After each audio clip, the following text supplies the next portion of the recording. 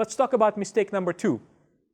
Mistake number 2 that I'd like to discuss with you is overstuffing your paragraphs. Take a look at what I mean. Look at this paragraph that appears on your screen here. How excited are you by the prospect of reading it? Do I dare ask you to read it? The reason why I bring this up is because this paragraph looks overwhelming.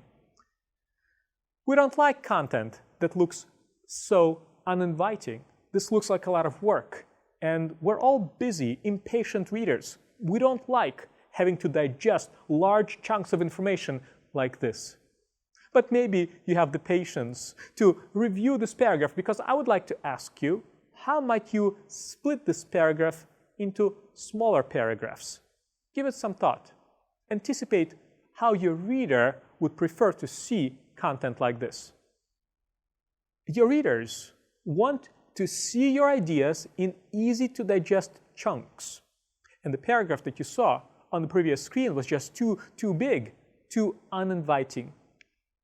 My hope is that you had a chance to look at that paragraph and you realized that you can split it into several smaller paragraphs. We're not changing any of the content there. We're just breaking up that paragraph so that sentences that are related to each other are in a single paragraph, but we're looking for several ideas that we can separate into their own independent paragraphs. And in this case, I saw an opportunity to split that long, uninviting paragraph into 3 paragraphs. Now this content looks easier to read, and therefore your readers are much more likely to actually bother reading it.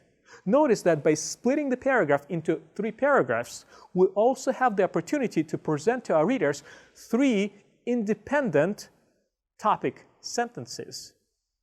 Recognize that as readers, we skim a lot of content and our eyes go from one paragraph to the other.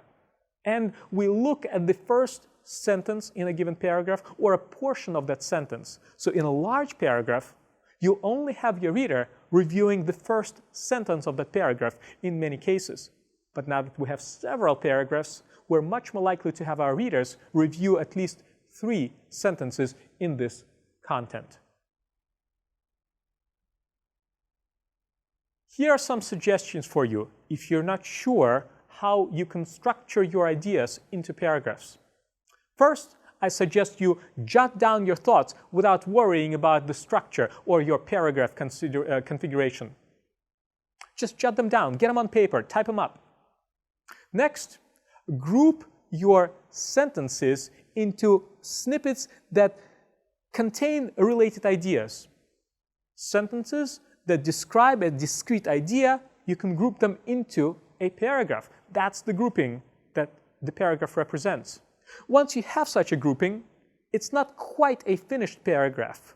Look at the sentences that comprise your draft of the paragraph and make sure that you bring to the front of the paragraph the sentence that summarizes the contents of that paragraph, the key idea. That's what your readers want to see up front. That is what you will present as the topic sentence in the beginning of that paragraph.